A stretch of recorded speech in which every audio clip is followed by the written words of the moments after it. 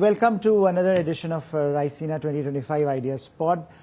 In this special session, we would be discussing, we will be taking stock of the Asian century, as it were. And to talk about all things Asia and the world, I have with me a very special guest, Kishore Mahbubani, at the moment a distinguished fellow with the Asian Research Institute, NUS Singapore.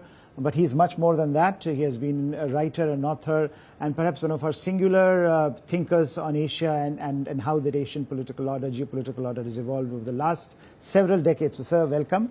I think let's start from the beginning, because you have talked a lot about Asian century, Asian values.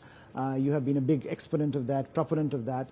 How, when you look back at your assessment of the last few decades, what all you got right and what all you got wrong? I think let's start from there, and then we push on into the territory where what is happening at the moment. But you're absolutely right when you say that. I've been writing about the rise of Asia or return of Asia for several decades now. In fact, going back to 1992, I spent a year in Harvard, 91, 92, at a time when the West was feeling incredibly triumphant after the end of the Cold War, and Francis Fukuyama said the West had reached the end of history, and the rest of you poor chaps, you have to become like us.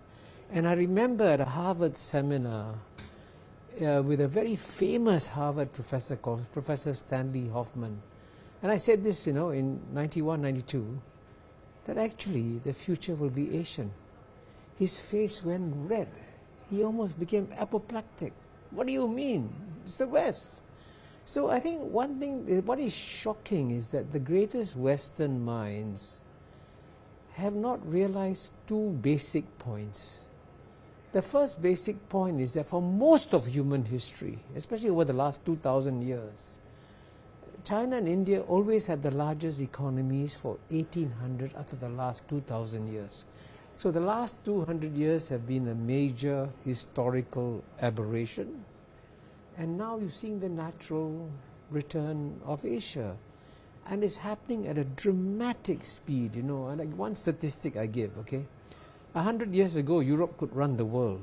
As recently as 1980, the combined economy of the European Union was 10 times the size of China. 1980, Europe 10 times the size of China. Today they're about the same size. By 2050, Europe will be half the size of China. Now, when Europe goes from being 10 times the size of China to becoming half the size of China in one lifetime, it shows you how much the power has shifted to Asia. You also asked me what I got wrong. I assume that since the West had traditionally been dominated by relatively rational thinking, and believes that at the end of the day you must work out the most rational long-term policies for getting the West to adjust to the new world. I thought they'd be rational, but instead they have been irrational. And certainly when you elect a man like Donald Trump, who's driving forward by looking at the rear view mirror to make America great again, he wants to bring America back to the past. He doesn't understand that now it's a different world. So from the end of history now to almost the return of history, if you will, in the sense of Europe in particular, there is this big debate about the return of geopolitics as if it ever went away. Here comes Mr. Trump, as you were describing. Now, he's disrupting a lot of the assumptions around which a lot of Western foreign policy has revolved, whether you look at his assumption about the economic globalization and how you interpret that and its impact on national societies, whether you look at the impact of and the role of multilateral institutions in global politics, whether you look at the role of identity in shaping foreign policy.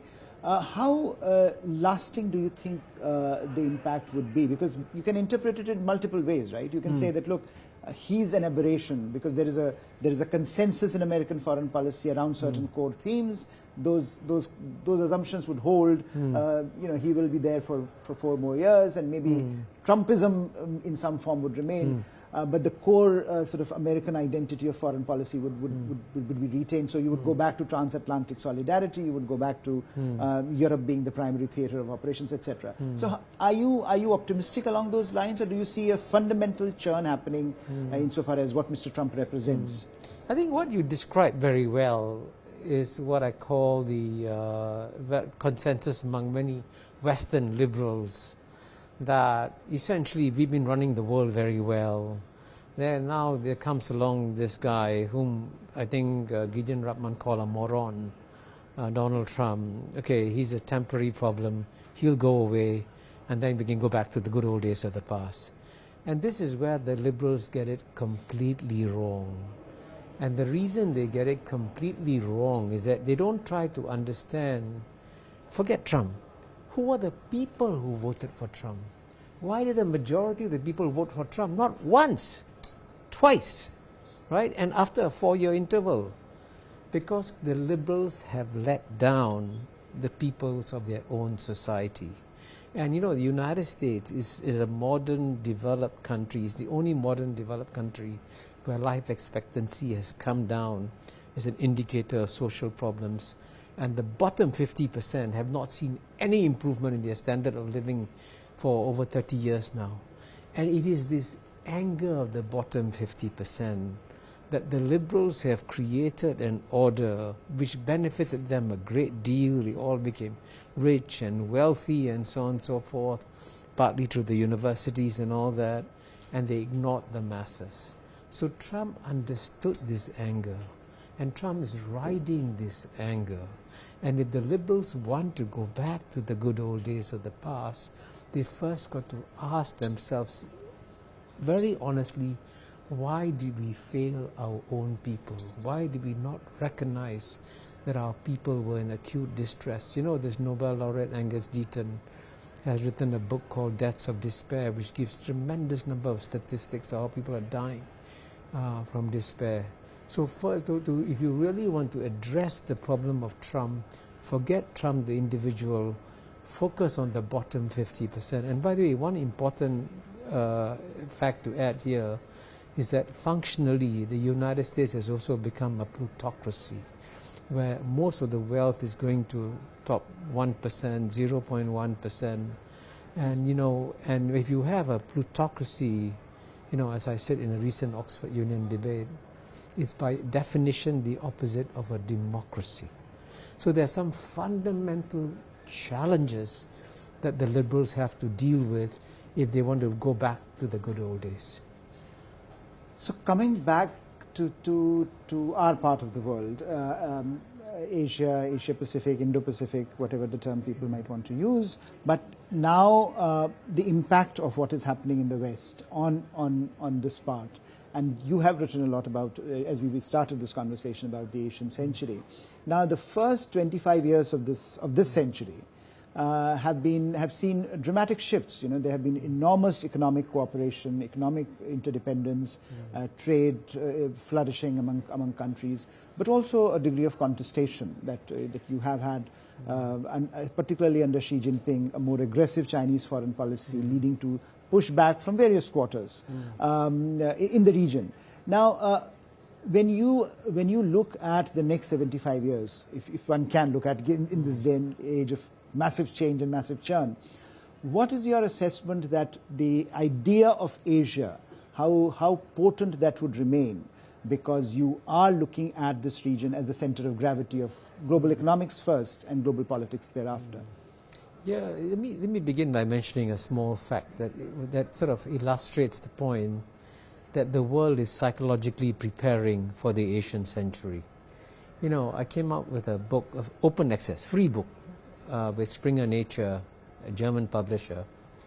And I asked the German publisher, this book it's called The Asian 21st Century, what's your target? How many downloads should we try to get with this open access book? They said if we get 20,000 downloads, it'll be a great success. Well, instead of 20,000 downloads, there have been close to 4 million downloads of this book in 160 countries. I mention this because it shows you that psychologically, people around the world are saying that it is going to be the Asian century. And the data shows very clearly how economic power is shifting rapidly. I mean, if you want to talk about I compared China to the EU. If you compare China to the US, in the year 2000, US was 8 times bigger than China. Today is 1.5 times bigger. When in the year 2000 began, UK was in the top 5, India was not in the top 10. Today, India is in the top 5 and UK is falling out of the top 10. It's an example of how the world is changing and churning as a result of the return of Asia. And I am actually very optimistic for Asia because most Asians realize that this is their hour. But to succeed, the most important thing you have to do is ensure you don't get caught in major wars. And you know, when the Cold War ended, I've cited several American political scientists who said Asia's future will be Europe's past, that World War III, World War IV will happen in Asia because that's where the power shifts are happening. But we've had a long peace. 46 years of no major wars in Asia. And by contrast, you see the Yugoslav wars, the Ukraine war, the wars are happening on the fringes of Europe. So Asia is getting some things right. And that's what we need to understand. And one important point that I hope more people will pay attention to is the role of ASEAN, in Southeast Asia. I'm about to come to that. Because, ASEAN is by far the most diverse region of planet Earth. Among the 700 million people, you have 250 million Muslims, 150 million Christians, 150 million Buddhists, Mahayana Buddhists, Hinayana Buddhists, you have Taoists, you have Confucianists, you have Hindus, and you have lots of communists in Southeast Asia. There's no other region in the world that is as diverse as Southeast Asia is. And look at this region. It's become one of the most peaceful and prosperous corners of planet Earth. I mean, I think any Indian would be shocked to learn that in the decade 2010 to 2020, ASEAN, which is 1/5 the size of the European Union, added more to global economic growth than the European Union did. It's a stunning statistic, you see. So there are some things that are being done right down there. And within the region also, there's a lot of emphasis on opening up the trade. And the world's largest free trade agreement, the Regional Comprehensive Economic Partnership, is functioning in the region. We wanted India to join. As you know, sadly, India decided not to join. But the door is always open for India to come and join the Regional Comprehensive Economic Partnership. But I can tell you, when future historians look at our time, they'll actually be quite amazed at what we in Asia have accomplished in the first 25 years of this Asian century, and the next 25 years will be even better. So just on this point, Kishore, on ASEAN centrality, if you see most of the players in the region, they do talk of ASEAN centrality. Yeah. Some are better at it than others in operationalizing that idea. Yeah. But excuse me a second. Yes. Yeah. But the issue that I thought, if you can just deliberate a bit more, is that even if we keep ourselves away from wars, the sense that a great power competition is looming, that is becoming, almost that is taken as a given now. And across administrations, from Trump 1.0 to Biden to now Trump 2.0, there are indications of that competition, particularly on technology, becoming much more direct and much more tenuous. Now, so the question now is, how do countries in the region secure their space from this competition and allow their agency to flourish? Because, as you know, the biggest problem ASEAN had been facing, or had faced traditionally, is this economic partnership with China versus security partnership with the US, and how do you balance the two? Some countries get it right, some countries don't. But by and large, ASEAN has done well in navigating that trend. But that was when the competition was at a much lower level. Now as it accelerates, do you see that sense that we will get it right this time also? Now that the structural realities are moving in a very, very difficult space, especially over the next few years. Well, there's absolutely no question that the US-China contest will accelerate over the next 10 to 20 years. And I wrote a book, Has China Won, about it. And it's an iron law of history that when the world's #1 emerging power today is China, is about to overtake the world's number one power, which today is the US, the world's number one power will always push down the world's number. It's like a mechanical thing that happens in history. So there's no question. But the question is, how do you manage it? And I actually think it can be managed, you know. And for example, I think Donald Trump, if his first priority is to grow the American economy, while he'll be tough on China, he's also open to a deal on China. So, you know, that in that sense, he might be not completely bad news for China. And in the case of ASEAN, you're right, ASEAN has made every effort to be friends with China, to be friends with the US, and we have actually succeeded in a spectacular fashion. Let me just give you some data. In the year 2000, US trade with Southeast Asia, with ASEAN, was 135 billion, and China's only 40 billion, so less than one-third US trade. By 2022, US trade had gone to 500 billion, but China's trade with ASEAN had grown to almost 1 trillion, 975 billion, from 40 to 9. You know, so these are phenomenal figures, okay? It was the world's largest trading relationship. But at the same time, we also have a situation whereby the US has invested more in ASEAN than it has in China, Japan, Korea, and India combined. Even though China, Japan, Korea, and India are much bigger economies than ASEAN is. So it shows you there's some degree of geopolitical acumen in Southeast Asia that has been developed over the years. So I'm reasonably confident that we can navigate these difficult geopolitical waters. Kishore, I just want to end, but I have to ask this question, one final one, if you can be very brief. You've talked about, you know, rising and falling powers and how they relate to each other. So the reality of China rising is also, you know, a fact, that it is right, its interests are expanding. And some have viewed China's rise as an economic power and related it to somewhat expansionist ideas that it has had in South China Sea or East China Sea or with borders in the Himalayas. Do you see that trend also through the lens of a rising power trying to shape its periphery, or is there some other explanation, perhaps domestic politics, or perhaps the personality of the present Chinese president? How do you assess that dynamic? I always begin by emphasizing one point: the idea that you can have a benevolent great power. But the term benevolent great power is an oxymoron. All great powers, including the United States, China, will put their interests first. And there's absolutely no question that China will become far more assertive as it becomes stronger and bigger and more muscular. But there's a big difference between being assertive and being aggressive. So I predict that China will become more assertive, but it won't become more aggressive. Because one of the things the Chinese have learned over 2,000 years, that the worst way to win a war is to fight it. So the first goal of any good Chinese leader is to avoid wars. I mean, you still exercise influence, they have a lot of impact and all that, but you don't get involved in wars. Because wars at the end of the day is what will drag you down, and wars at the end of the day will prevent China from achieving what it wants to become, which is the #1 economy in the world.